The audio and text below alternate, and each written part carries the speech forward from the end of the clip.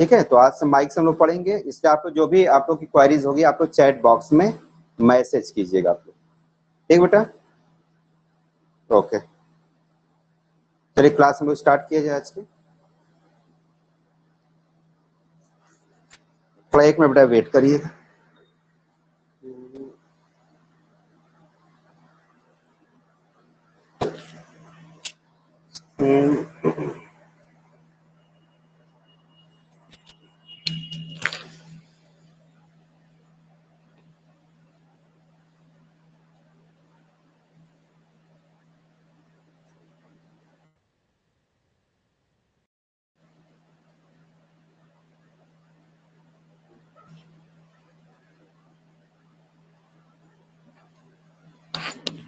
Hello. हाँ बेटा, last topic कल देखिए हमने क्या क्या डिस्कस कर लिया था। कल हमने डिस्कस कर लिया था plant cell, animal, prokaryotic, eukaryotic cells क्या होते हैं, क्या क्या उनके कैरेक्टरिस्टिक्स होते हैं, ये हमने डिस्कस कर दिया था। ठीक है, तो आज का जो टॉपिक आज हम लोग डिस्कस करना है कि सेल के अंदर जो सेल्स ऑर्गेनेलिज होते हैं, कि सबसे ज्यादा क्वेश्चंस आपको इसी से पुटअप होगा। सेल ऑर्गेनेलिज, उनके फंक्शंस, ये इससे रिलेटेड क्वेश्चंस आपसे ज्यादा पूछे जाते हैं। तो आज हम जो भी डिस्कस करेंगे क्या, सेल ऑर्गेनेलिज से रिलेटेड डिस्कस करना है। ठीक है बेटा,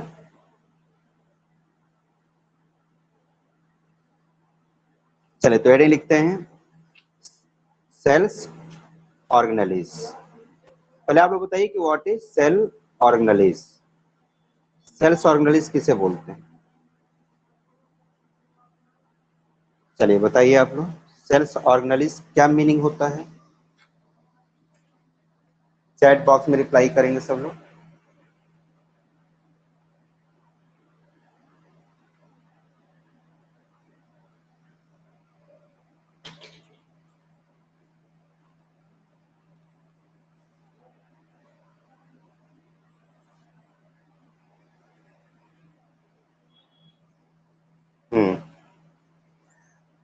ऑर्गन्स ऑफ सेल, ठीक है, वेरी गुड। जो सेल्स के ऑर्गन्स होते हैं उनको बेटा हम लोग बोलते हैं सेल ऑर्गेनेलिज। ठीक है, वेरी गुड। अब देखिए सेल ऑर्गेनेलिज में कौन कौन से ऑर्गेनेलिज पढ़ने हैं, ये भी जरा ध्यान दीजिए आप लोग। पहले हम लोग डिफाइन कर लेते हैं सेल ऑर्गेनेलिज क्या होता है, नोट करिएगा। Cell organelles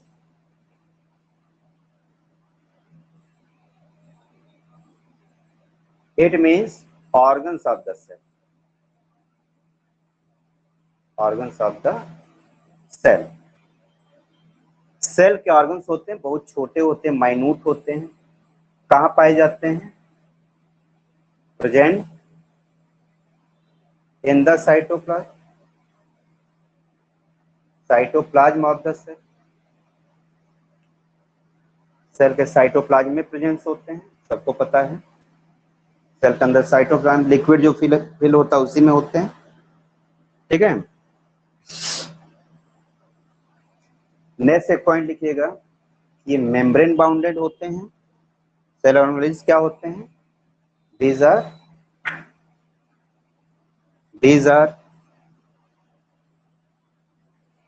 membrane bounded structures होते हैं, टाइनी स्ट्रक्चर्स होते हैं, ऐसे लिखिए, टाइनी स्ट्रक्चर्स होते हैं। और क्या लिख सकते हैं इसके बारे में, देखिए सेल के अंदर जितने फंक्शंस होते हैं सब बेटा यही कंट्रोल करते हैं। ठीक है ना, तो क्या करते हैं ये रिस्पॉन्सिबल फॉर, या आप लिख सकते हैं site for metabolic function. Cell के अंदर जितने फंक्शन होते हैं, ऑल फंक्शन को एक साथ हम लोग मेटाबॉलिक फंक्शन बोलते हैं, बता चुके हैं आप लोग को। Function of the cell, cell के जितने फंक्शंस होते हैं इसके लिए ये रिस्पॉन्सिबल होते हैं। ठीक बेटा,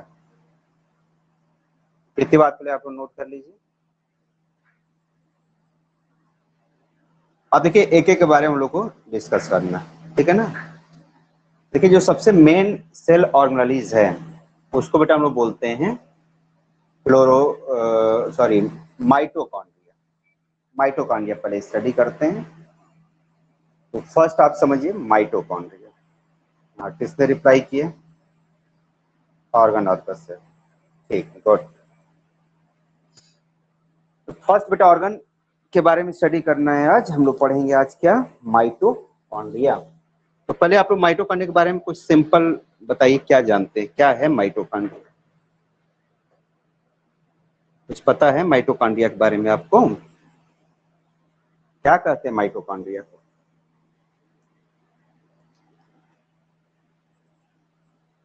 चलिए रिप्लाई आया, किसने रिप्लाई किया? Power house of the cell. Ajit ने रिप्लाई किया power house of the cell. Arpita ने भी रिप्लाई किया power house of the cell. Very good बेटा। इसका मेन काम होता है सेल के अंदर एनर्जी को फॉर्मेशन करना, एनर्जी का फॉर्मेशन करना। माइटोकॉन्ड्रिया समझिए। माइटोकॉन्ड्रिया बेटा इसको सबसे पहले जो डिस्कवर्ड किया था, पहले आप डिस्कवर का भी नाम याद रखिए। डिस्कवर किसने किया था? ठीक है ना। तो फर्स्ट डिस्कवर्ड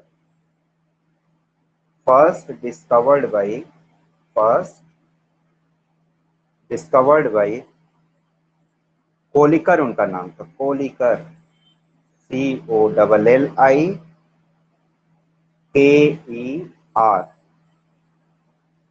है ना। कहाँ से डिस्कवर किया था? क्या नोट कर लीजिएगा। Muscle of insects. इंसेक्ट्स के मसल से इसको इन्होंने डिस्कवर किया था। और ये टर्म, ये तो डिस्कवरी किए थे। माइटोकॉन्ड्रिया टर्म, इसका नाम किसने रखा था? बेंडा ने ये नाम रखा था माइटोकॉन्ड्रिया। ये भी जरा लिख लीजिए आप लोग। कॉइन, ये टर्म किसने कॉइन किया था? नोट करिए। कॉइन द टर्म, ये टर्म किसने दिया था माइटोकॉन्ड्रिया? उनका नाम था बच्चों बेंडा। तो बेंडा ने ये माइटोकॉन्ड्रिया नेम रखा था, ठीक है। और एक चाहो तो नॉलेज और लिख सकते हैं। देखिए एक साइंटिस्ट थे, उनका नाम था क्या नाम था? अल्टमान। अल्टमान। तो अल्टमान ने क्या कहा था पता है? अल्टमान ने बच्चों कहा था कि माइटोकॉन्ड्रिया इज बायोप्लास्ट। इसका नाम रखा था, क्या बोला था? माइटोकॉन्ड्रिया। माइटोकॉन्ड्रिया का नाम रखा था क्या? बायोप्लास्ट।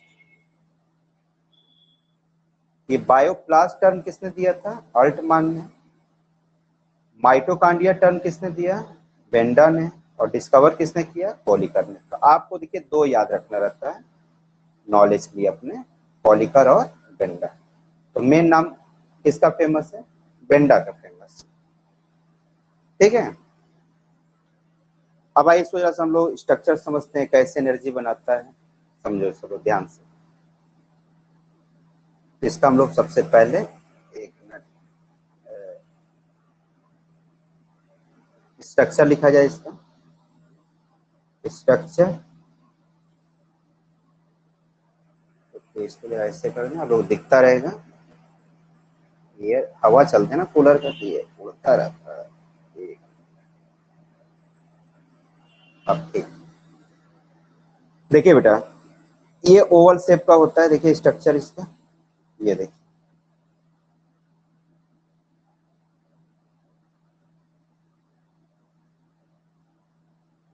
ओवल शेप, ठीक है। ओवल शेप का है। इसमें देखिए दो मेम्ब्रेन्स होते हैं, ध्यान समझिएगा। डबल मेम्ब्रेन का होता है। ये आउटर मेम्ब्रेन हो गई, इसको बोलते हैं आउटर मेम्ब्रेन। Outer membrane. इसकी जो अंदर की मेम्ब्रेन होती है, अंदर वाली, sir Ajit is answering something. हाँ बताओ भैया। Sir what is bioplasma? कहाँ बायोप्लाज्मा बेटा लिखा है? ये बायोप्लास्ट लिखा हमने। बायोप्लाज्म मतलब लाइफ से रिलेटेड जो प्लाज्मा होता है, क्लोरोप्लास्ट, सॉरी क्लोरोप्लास्ट। और यार वो क्या होता है सेल के अंदर? Cytoplasm, protoplasm. बायोप्लाज्म मतलब जिसमें जो लाइफ से रिलेटेड बेटा प्लाज्मा, उसे उसे बोलेंगे बायोप्लास्ट। बेटा उन्होंने नाम रखा था ना, कहाँ फेमस हुआ, खत्म हो गया सर। अल्टमान ने इसे बायोप्लास्ट कहा था, लेकिन आज तो हम लोग इसको माइटोकांड्रिया के नाम से जानते हैं ना। ये फेमस पुराने जमाने का नाम है, इसको भूल जाइए, ठीक है ना। ये सब कॉम्पिटिटिव एग्जामिनेशन में पूछा जाता है, बायोप्लास्ट किसने बताया था। अब खत्म हो गया ना बेटा, अब इसका कोई यूज नहीं, ठीक है। चलिए आगे बढ़ो। देखिए इसका जो अंदर की जो मेम्ब्रेन होती है, देखिए ये थोड़ा सा रैप्चर बनाइएगा आप लोग, कटी कटी रहती हैं, स्पेस दीजिएगा। ये देखिए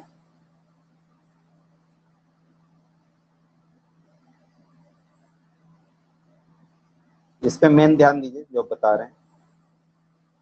ये देखिए जो इनर मेम्ब्रेन है, इनर, ये देखिए इनर, इनर मेम्ब्रेन,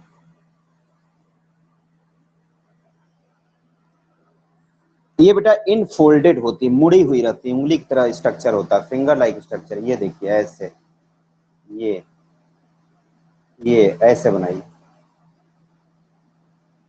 यानी अंदर की जो मेम्ब्रेन होती है, इनर मेम्ब्रेन, वो इनफोल्डेड होती है, मुड़ी हुई रहती है अंदर तरफ। ये देखिए, ठीक है। इसको हम लोग क्रिस्टी कहते हैं, ठीक है ना। क्या बोलते हैं? क्रिस्टी। इसका नाम हो गया क्रिस्टी, यहाँ लिख दीजिए क्रिस्टी। एक को क्रिस्टे कहेंगे, TAE, और सबका प्लूरल फॉर्म क्या होगा? क्रिस्टी, या क्रिस्टाई भी कहा जाता है, ठीक है। इसको नोट कीजिए आप लोग। अब देखिए इसके अंदर एक लिक्विड बनाइए, ये देखिए इसमें एक लिक्विड फिलअप होता है।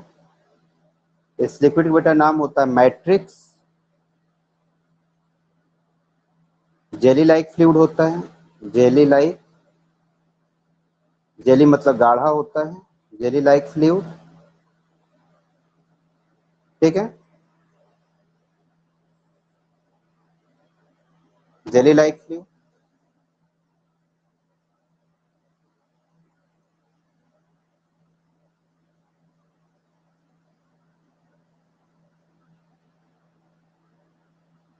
फिर इतनी बातें। और देखिए इस जेली लाइक जो फ्लूइड है, इसके अंदर छोटे छोटे पार्टिकल्स फ्लोट करते रहते हैं। बनाइए सब। जेली लाइक फ्लूइड्स में पार्टिकल्स फ्लोट करते रहते हैं, ये देखिए। इसको बेटा हम लोग बोलते हैं राइबोसोम। कौन सा टाइप होगा? मैंने आपको पहले लिखवाया भी था नोट में कि क्लोरोप्लास्ट और माइटोकांड्रिया में जो राइबोसोम होता है वो प्रोकैरियोटिक सेल वाला होता है, मतलब 70S टाइप। याद आ रहा है? 70S टाइप का राइबोसोम होता है। और इसमें वो बनाइए DNA। ये देखिए इसमें DNA बेटा कौन सा होता है? सर्कुलर होता है, ऐसे देखिए गोल होता है। तो सर्कुलर DNA भी किसका प्रॉपर्टीज था? प्रोकैरियोटिक सेल का, याद करिए। सर्कुलर DNA कहने मतलब ये कि माइटोकांड्रिया में जो DNA और राइबोसोम होता है, ये प्रोकैरियोटिक सेल की तरह होता है। ओके बच्चों,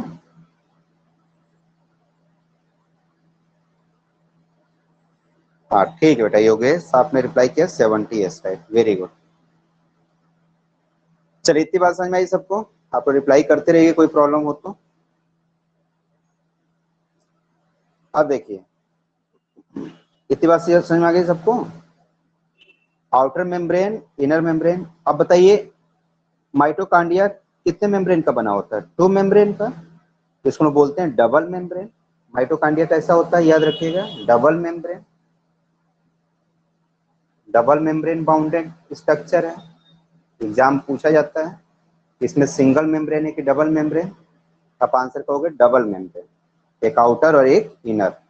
इनर अंदर तरफ मुड़ जाती है, इनफोल्डेड हो जाती है, जिसको बोलते हैं क्रिस्टी। ठीक है,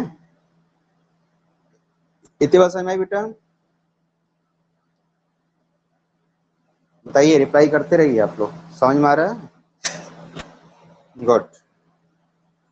अब देखिए इस पे, ये जो क्रिस्टी बना हुआ है, इस पे गोल गोल बेटा स्ट्रक्चर्स होते हैं, ये देखो इस तरीके से, ऐसे डंडी डंडी की तरह बनाइए और इसमें गोल गोल स्ट्रक्चर बना दीजिए। ये देखिए, ये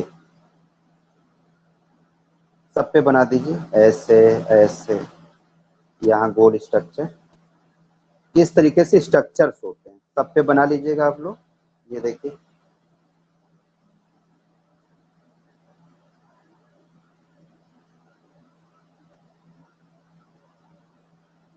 ठीक है, ये स्ट्रक्चर्स होता है।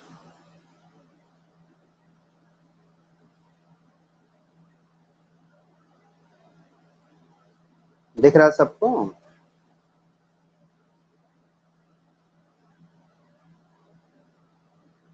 ये देखिए, इसको बेटा कहा जाता है F1 पार्टिकल। नोट करिए, F1 पार्टिकल्स।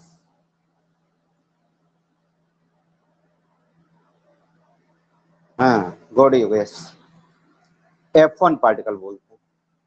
ठीक है ना? इसमें एक F0 भी होता है, ध्यान दीजिएगा, एक F0 होता है, एक F1 होता है। F1 एक्टिवेट होता है, ये एनर्जी यही बनाने में हेल्प करता है। अगला समझिएगा, एनर्जी कैसे बनती है इसके अंदर, यही मेन हमको समझना है, इसलिए इसको power house of the cell बोलते हैं। अब समझिए कैसे बनता है एनर्जी इसमें। देखिए, आप जब आपकी बॉडी में फूड इंटर करता है, ध्यान समझना, जब फूड इंटर किया बॉडी में लिविंग ऑर्गेनिज्म में, तो उसका क्या होता है, डाइजेशन, खाना पचता है आपके बॉडी में। कैसे होता है, बाई एंजाइम्स, एंजाइम्स होते हैं जो डाइजेस्ट करते हैं। ऐसे एंजाइम्स को बोलते हैं डाइजेस्टिव एंजाइम्स। क्लास 10th में आप लोग स्टडी करेंगे इसके बारे में, डाइजेशन के बारे में। तो जब खाना बेटा पच जाता है तो वो ग्लूकोज में कन्वर्ट हो जाता है। देखिए, किसमें कन्वर्ट हो जाता है, ग्लूकोज में। स्मॉल इंटेस्टाइन जो आपका पार्ट होता है, वहां पर खाना डाइजेस्ट होते तो ग्लूकोज में कन्वर्ट हो जाता है, C6H12O6। कुछ भी खाइए, वो लास्ट में क्या बनेगा, ग्लूकोज। और ग्लूकोज से ही बेटा बॉडी को एनर्जी मिलती है। कभी आप देखिए, जब हॉस्पिटल में कोई पेशेंट जब भर्ती हो जाता है, तो डॉक्टर उसको क्या चढ़ाते हैं बताइए, ग्लूकोज की बोतल चढ़ाते हैं नहीं, पानी चढ़ाते हैं ना? ऐसा नहीं है, पूरी सब्जी तो वहाँ खिलाएंगे नहीं कि भैया पूरी खाओ, सब्जी खाओ, ये समोसा खाओ, है ना, पिज्जा खाओ, क्योंकि पेशेंट को उस समय खाने की ताकत नहीं रहती, और खाना खाएगा फिर जाके ग्लूकोज ही तो बनना है भाई। जो भी खाइए, फूड क्या बनेगा लास्ट में, ग्लूकोज। तो पेशेंट को डायरेक्ट क्या दिया जाता है, ग्लूकोज, तो उसके बॉडी को एनर्जी मिले। अब देखिए, ये ग्लूकोज बेटा पहुंचता कहाँ, ध्यान समझना। ये जो क्रिस्टी है ना, ये देखो, ये जो बना क्रिस्टी, ये देखिए, ये है क्रिस्टी, ये क्रिस्टी, इसी क्रिस्टी के अंदर पहुंचता है। ये देखिए, ये क्रिस्टी है, तो क्रिस्टी के अंदर देखो क्या पहुंच गया, ग्लूकोज। और देखिए, जब आप सांस लेते हैं, देखिए जब आप सांस लेते हैं तो ऑक्सीजन गैस जाती है आपकी बॉडी में, पता है? ऑक्सीजन गैस कहाँ जाती है, लंग्स में। लंग्स से कहाँ जाती है, हार्ट में। ब्लड के थ्रू जाती है ना, ब्लड के थ्रू लंग्स में, फिर हार्ट में, और हार्ट से फिर कहाँ पहुंचती है वो, सेल में। और सेल में क्या है, माइटोकॉन्ड्रिया, माइटोकॉन्ड्रिया में क्या है, क्रिस्टल। तो देखिए, यहाँ से पहुंच गया ऑक्सीजन, ये देखिए ऑक्सीजन आ गया, और इधर से क्या आ गया, ग्लूकोज, ये देखिए ग्लूकोज आ गया। इन दोनों का बेटा आपस में रिएक्शन होता है, कहाँ होता है, एट क्रिस्टी, ध्यान दीजिएगा, एट क्रिस्टी, क्रिस्टी पे होता है रिएक्शन। जब रिएक्शन होता है तो एनर्जी का फॉर्मेशन होता है। अब देखो ये रिएक्शन होता कैसे है, ध्यान सुनिएगा।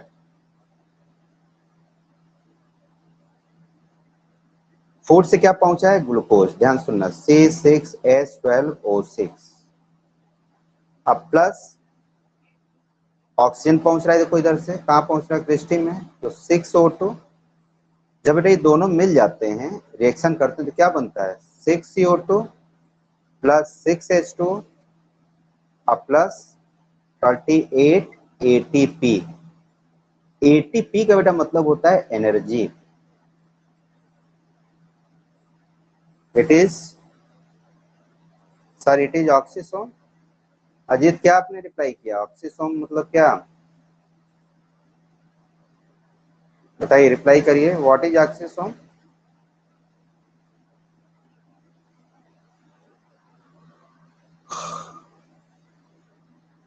हाँ ठीक है, F1 पार्टिकल, ठीक। अब देखिए यहाँ पर C6H12O6 में ऑक्सीजन ने रिएक्शन किया तो क्या क्या बना, CO2 बना, H2 बना और एनर्जी बनी। एनर्जी को हम लोग ATP बोलते हैं। ATP का फुल फॉर्म पता है आप लोगों को, रिप्लाई करिए। ATP का मतलब क्या होता है, आपके बॉडी में जो एनर्जी होती है सेल के अंदर, इसको बोलते हैं करेंसी ऑफ एनर्जी या एनर्जी करेंसी, इसी को बोला जाता है एटीपी को एनर्जी करेंसी। एटीपी क्या कहते हैं, एटीपी फुल फॉर्म क्या है, रिप्लाई करिए। हाँ very good, adenosine tri phosphate, phosphate. और क्या बोलते हैं इसको, energy currency, energy currency of the cell. यानी सेल के अंदर ये एनर्जी का करेंसी, जैसा आपके पास रुपए होते हैं ना, पेपर का ही तो होता है नोट, लेकिन उसकी बहुत पावर होती है। अभी 500 की नोट हो, कहीं आप दीजिए, तो बहुत सारी चीजें आप रिटर्न में ले सकते हैं, सेम उसी तरह। तो बॉडी के अंदर एनर्जी सेल में एटीपी के फॉर्म में रिजर्व रहती है। अगर ध्यान समझिएगा, ग्लूकोज में ऑक्सीजन, देखो ये रिएक्शन कर रहा है, इसको बेटा हम लोग बोलते हैं ऑक्सीडेशन। ऑक्सीडेशन, किसका ऑक्सीडेशन हो रहा है, ऑक्सीडेशन ऑफ ग्लूकोज। जिसमें ऑक्सीजन ऐड होता है उसका ऑक्सीडेशन कहते हैं, केमिस्ट्री की लैंग्वेज है, ध्यान दीजिएगा। ये ऑक्सीजन किस में ऐड हो रहा है, ग्लूकोज में, तो क्या इसको रीड करेंगे, ऑक्सीडेशन, ऑक्सीडेशन ऑफ ग्लूकोज। और ऑक्सीडेशन ऑफ ग्लूकोज से क्या बन रहा है, एनर्जी फॉर्म होती है, देखिए यहाँ पर एटीपी बन रहा है, एटीपी का फॉर्मेशन हो रहा है, और साथ में क्या बन रहा है, CO2 और H2। तो CO2 तो रिलीज हो जाता है हमारे माउथ, फिर से लंग्स में आता है, और लंग्स से CO2 कहाँ चली जाती है, बाहर चली जाती है। ये देखिए O2 गया, CO2 फिर बाहर चली जाती है। और H2 जो होता है बॉडी यूज कर लेती है, या स्वेटिंग होती है, पसीना निकलता है, यूरिन बनता है बॉडी से, पता है यूरिन, यूरिन के थ्रू ये रिलीज हो जाता है। ठीक है बच्चों, अब देखिए इस होल प्रोसेस क्या कहते हैं, ये होल प्रोसेस कहा जाता है रेस्पिरेशन। क्या बोलते हैं बेटा, रेस्पिरेशन या रेस्पायरेशन, जो भी आप बोलते हो दोनों सही है। रेस्पायरेशन कहिए चाहे रेस्पिरेशन कहिए। बताइए इतनी बातें कंफर्म हुई सबको, रिप्लाई करिए।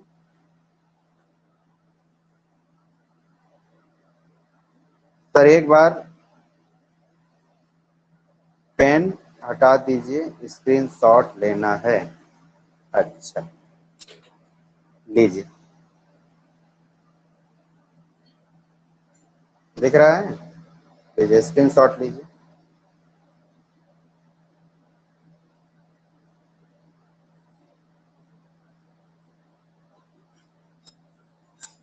हो गया भैया स्क्रीनशॉट,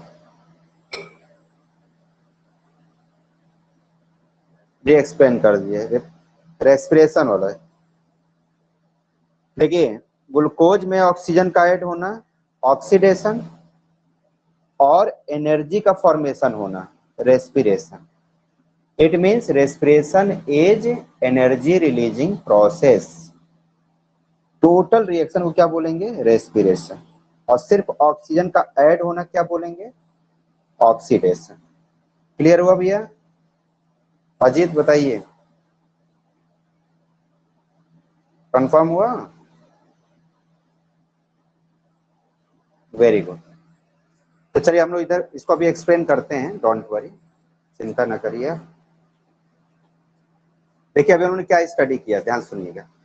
अभी बेटा हम लोगों ने स्टडी ये किया कि सेल में, माइटोकॉन्ड्रिया में एनर्जी का फॉर्मेशन होता है और इसे हम लोग क्या बोलते हैं? रेस्पिरेशन करते हैं। जरा ध्यान दीजिएगा। देखिए जब आप खाना, भूख जब लगती है ना तभी तो खाना खाते हैं, तभी एनर्जी बनती है। तो जब आपके बॉडी में भूख लगे तो सेल में उस समय बेटा होता है एडीपी। ध्यान सुनना, एडीपी। एडीपी का मतलब क्या होता है? Adenosine diphosphate. डाई मैं फुल फॉर्म लिख दूंगा। इसका मतलब एनर्जी कम है। तो जब आप खाना खाते हो ना तो रेस्पिरेशन होता है, तो एनर्जी ऐड होती है। देखिए एनर्जी किस फॉर्म में ऐड होती है? आईपी के फॉर्म में। ये आईपी का मतलब होता है inorganic phosphate. Phosphate, inorganic phosphate.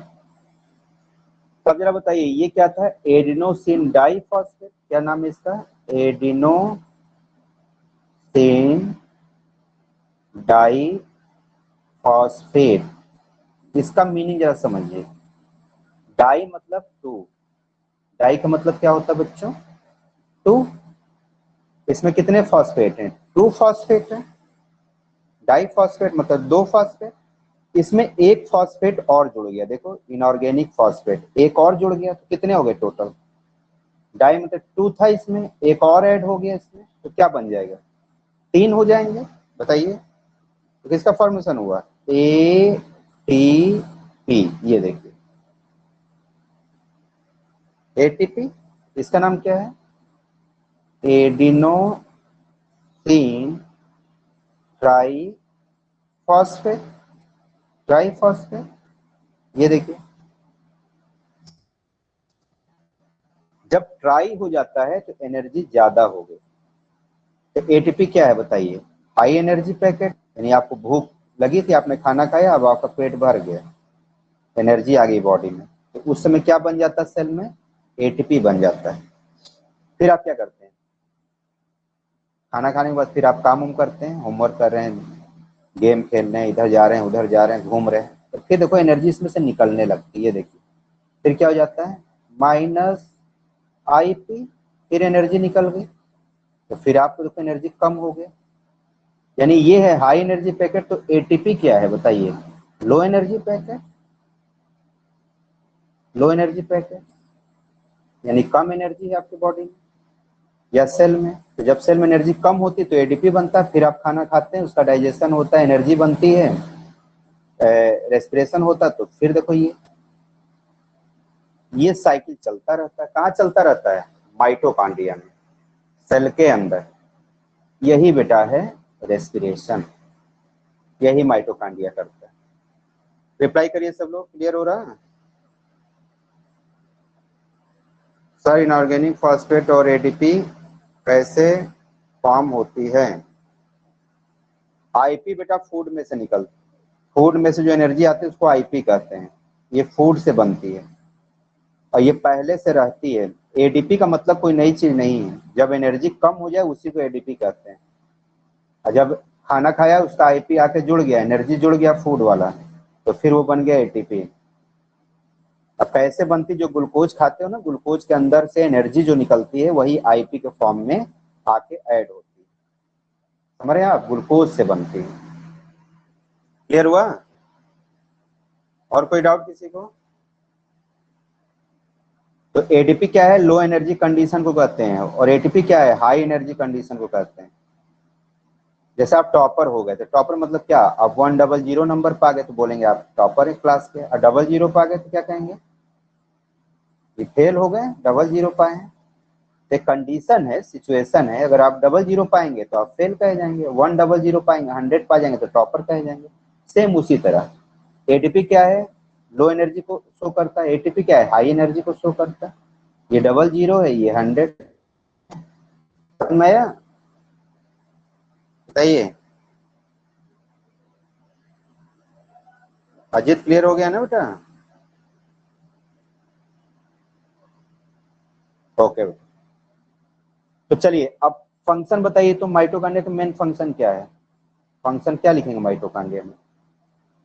It is main site for, किस लिए मेन साइट है, मेन जगह किसके लिए? साइट माने place, main site for respiration. और रेस्पिरेशन कहाँ होता है? सेल के अंदर होता है, इससे बोलते हैं cellular respiration.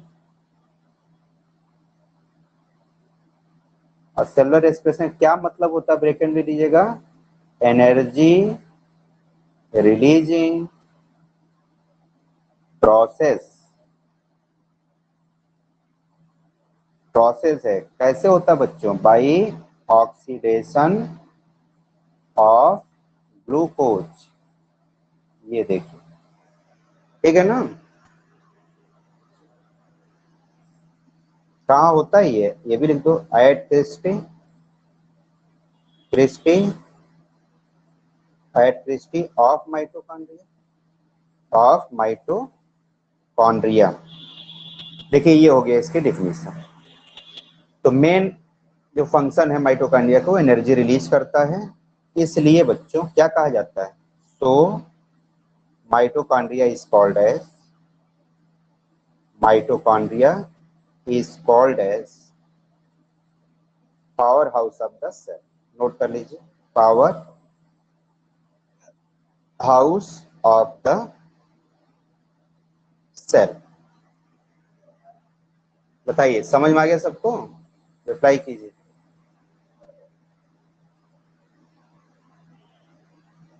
Power house of the cell.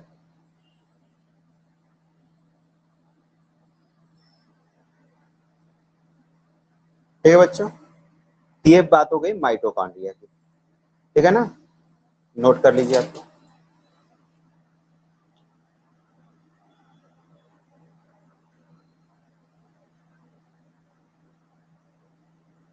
ठीक है, चलिए एक क्वेश्चन पूछ रहे हैं आप लोग, बताइए कि इसमें जरा सा आप याद रखिएगा, जरा नोट में एक पॉइंट लिख लेते हैं। देखिए रेस्पिरेशन में दो स्टेप्स होते हैं, नोट कर लीजिएगा। रेस्पिरेशन बेटा, यानी सेलुलर रेस्पिरेशन, पूरा नाम क्या होता है? Cell respiration. इसमें दो स्टेप्स होते हैं, एक होता है ग्लाइकोलिसिस। ग्लाइकोलिसिस का मतलब होता है जब ग्लूकोज इंटर करता है सेल के अंदर, तो साइटोप्लाज्म में, साइटोप्लाज्म सबको पता होना चाहिए, साइटोप्लाज्म क्या होता है? सेल के अंदर होता है ना साइटोप्लाज्म। साइटोप्लाज्म में ग्लूकोज का मॉलिक्यूल का ब्रेक होना, यानी ग्लाइको माने होता है ग्लूकोज का मॉलिक्यूल, लिसिस मतलब ब्रेक डाउन, यानी break down of glucose in cytoplasm. क्या मतलब हुआ ग्लाइकोलिसिस का? When glucose molecule enter into the cell, it breaks it break in the cytoplasm of the cell. This process is called as glycolysis, या simply आप याद रखिए, splitting down of glucose molecule in cytoplasm is called as glycolysis। और इसमें बेटा 6 ATP बनता है। कितना एटीपी बनता है? 6 एटीपी। देखिए टोटल में आपको बता रहा हूँ कहाँ कहाँ एटीपी बनता है। तो एक ग्लाइकोलिसिस में 6 बना, और सेकेंड बेटा होता है क्रेब्स साइकिल। क्रेब्स साइकिल, इसमें बेटा बनता है टोटल 30 एटीपी। 30 एटीपी ये कहाँ होता है? ये माइटोकॉन्ड्रिया में होता है। माइटोकॉन्ड्रिया में क्या होता है? Krebs cycle. और ये कहाँ होता है बच्चों? साइटोप्लाज्म में होता है। बात समझ में आ रही है? बताइए, टफ तो नहीं लग रहा है? करिए प्लस।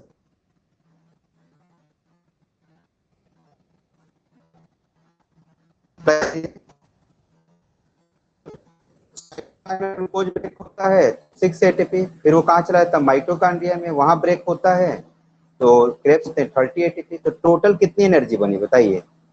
तो टोटल बेटा जो एनर्जी हो गई कितनी हो गई बताइए, 6 ये और 30 ये, तो आंसर कितना गया 38 ATP। बताइए, रिप्लाई करिए सब लोग, कोई डाउट किसी को भैया। रेस्पिरेशन में कहा कितनी एनर्जी फॉर्म होती है, ये क्लियर हुआ सबको।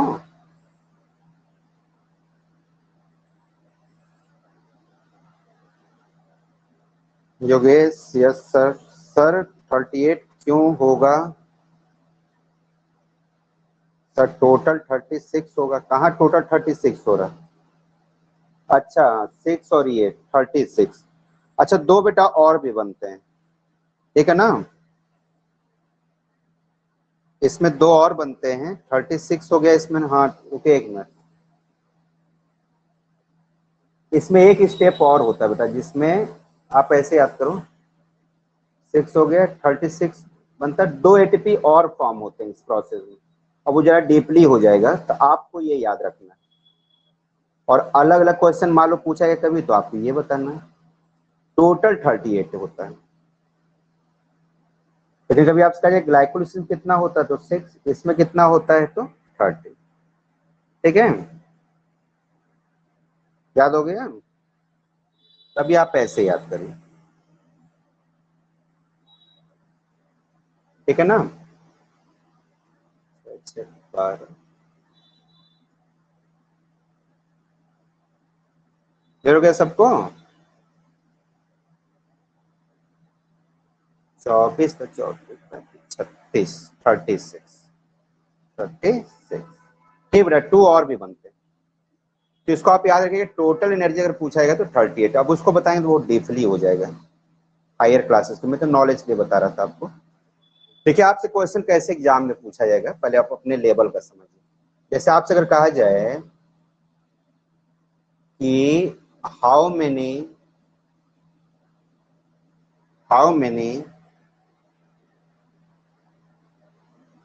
क्रेब साइकिल बेटा, जो माइटोकांड्रिया के अंदर प्रोसेस चलती है ना, उसे हम लोग क्रेब साइकिल कहते हैं। ये समझो, अच्छा लो आपको बता दें जो कैसे एनर्जी बनती है, जरा समझ लीजिए। तो मैं आपको एक्स्ट्रा बताने की कोशिश कर रहा था। देखिए जैसे ये सेल है, समझ लो सब लोग पहले, सेल में क्या होता है बताओ, ये न्यूक्लियस हो गया, ये साइटोप्लाज्म हुआ, ये ध्यान समझिएगा, ये माइटोकांड्रिया हो गया। देखिए ये ग्लूकोज का मॉलिक्यूल हो गया। देखिए ग्लूकोज जब इंटर करता है सेल में तो कहाँ पहुंचेगा, जो लिक्विड भरा इसी में तो पहले जाएगा ना, इसको बोलते हैं साइटोप्लाज्म।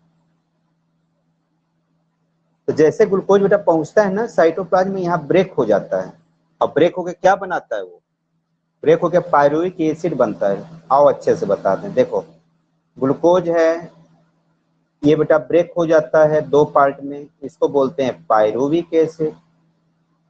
पायरुविक एसिड, फिर क्या बना, पायरुविक एसिड। समझिए फिर अच्छे से समझिए, ग्लूकोज दो पार्ट में ब्रेक हो गया, कहाँ ब्रेक होता है, साइटोप्लाज्म में होता है। ये आपसे पूछा नहीं जाएगा, नॉलेज पे याद कर लीजिए, साइटोप्लाज्म ब्रेक होता है, ये टूट गया दो पार्ट में, इसी को बेटा बोलते हैं ग्लाइको। ग्लाइको मैंने होता है ग्लूकोज का, लिसिस मतलब होता है टूट जाना, ग्लाइकोलिसिस, ठीक है ना। अभी दोनों पायरुविक जो एसिड बन रहे हैं ना, ये कहाँ जाते हैं, माइटोकॉन्ड्रिया में जाते हैं। कहाँ जाते हैं, माइटोकॉन्ड्रिया में। अब माइटोकॉन्ड्रिया में जब प्रोसेस होती है तो इसमें ऑक्सीजन का भी यूज होता है, और यहाँ बेटा जो प्रोसेस होगी इसको बोलेंगे क्रेब्स साइकिल। अब समझ में आ गया, क्रेब एक साइंटिस्ट थे, क्रेब्स ने बताया था कि इसमें ऐसा ऐसा होता है, इसलिए क्या बोलते हैं, क्रेब्स साइकिल। बोलिए समझ में आया सबको, रिप्लाई करिए, क्रेब्स साइकिल क्या मतलब हुआ, समझ में आ रहा है। Yes sir, clear. अब समझ में आ गया ना। देखो भी सब बेटा क्या है ना, थोड़ा हायर क्लासेस का है, तो हम बहुत इसको एक्सप्लेन नहीं करना चाहते वरना कंफ्यूज होंगे आप। तो याद रखिए, पहले ग्लूकोज साइटोप्लाज्म ब्रेक होता है, ब्रेक होने के बाद वो बन जाता है पायरुविक एसिड, फिर कहाँ पहुंचता है, माइटोकॉन्ड्रिया में। यहाँ से शुरू होता है क्रेब साइकिल, ये क्रेब साइकिल। तो क्रेब साइकिल माइटोकॉन्ड्रिया में और ग्लाइकोलिसिस साइटोप्लाज्म में। ग्लूकोज टूट के क्या बनाता है? Pyruvic acid. अच्छा, पायरुविक एसिड का एक दूसरा नाम भी चाहो तो आप याद कर सकते हैं, इसको पायरुवेट भी कहा जाता है। It is also called as pyruvate. इसका नाम भी क्या हो गया? पायरुवेट। पायरुविक एसिड नहीं याद करो तो पायरुवेट भी याद कर सकते हैं, एक ही बात है। जैसे कैट को चाहे बिल्ली को, बात तो एक ही है ना। अब चलिए एक क्वेश्चन पूछने, बताइए how many total ATP will be formed by complete oxidation of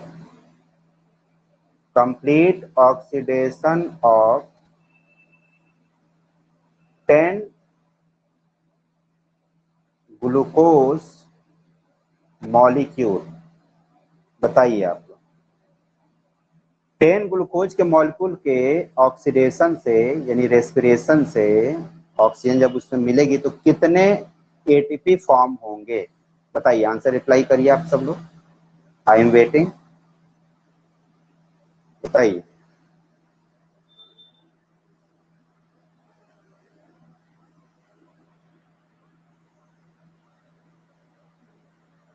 three 380। Ajit Patel ने कहा 380। और क्यों रिप्लाई करिए बच्चा। अर्पिता ने कहा 380। ठीक, और योगेश साहब बताइए कितने एटीपी बेटा फॉर्म होंगे?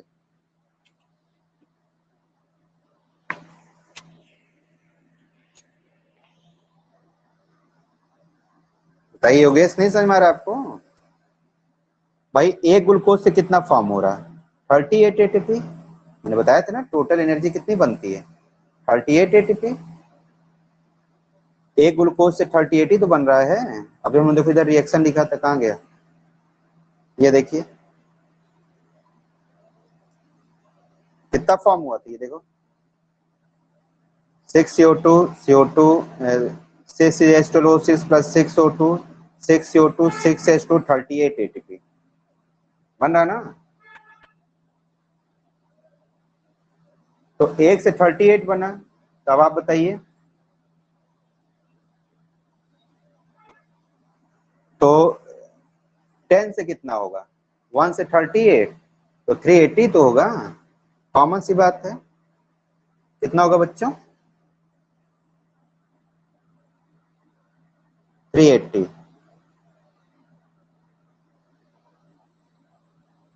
ठीक है ना। एक मिनट को कहीं गलत तो नहीं हो रहा यार कैलकुलेशन? 36 38 है, 36 इसमें, रुको एक मिनट, इसमें 6 हो रहा है, इसमें 30 हो रहा है। 38 पे जाने में एक मिनट, इसमें 6, इसमें बेटा ये गलत हो रहा है डेटा, थोड़ा इसको सही करो तो। 36 एटीपी, ठीक है ना, 36 करो उसको, वो दो तो यूज हो जाएगा उसमें। तो देखिए ध्यान दीजिएगा, आंसर आप 380 मत याद करिए, 1 से 36 तो 10 से कितना हो गया बताइए? 360 होगा, कैलकुलेशन गलत हो रहा है, उसको सही करिए तो।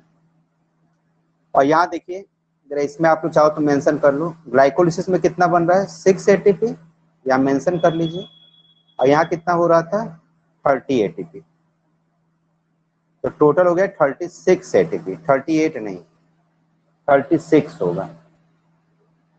ओके, इसको थोड़ा सा याद रखना, वो कैलकुलेशन गलत हो रही थी। ठीक है, बताइए याद हो गया सबको? तो 360 होगा, 380 नहीं, है ना। और टोटल एनर्जी अगर आपसे कहा जाए ग्लूकोज कितनी बनेगी तो 36, 6 यहाँ बनती है और 30 यहाँ बनती है। वो 2 नहीं, हमारे दिमाग में अलग प्रोसेस आ गया था, वो मैंने कैलकुलेशन कर लिया था, इसलिए 38 हो गया था। अब उसको 36 करो यार, यहाँ पर 36 करो, गलत हो रहा है ना। क्लियर हो गया सबको?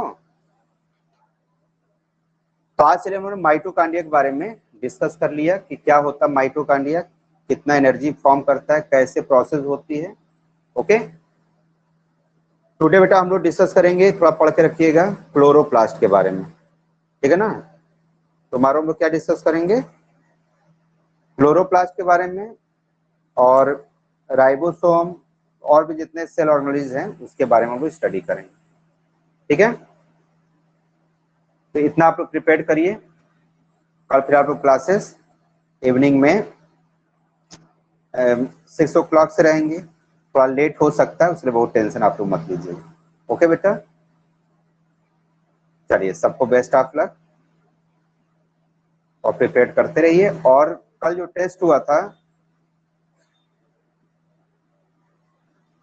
यस क्या है, हाँ ठीक है, कल हम लोग जो पेपर हुआ था मैं उसका भी आंसर शीट आपको सेंड कर देता हूँ और आप लोग मैच करके देखिए कितने क्वेश्चन आपके सही थे। ओके बेटा, ठीक है, बेस्ट ऑफ लक, बाय।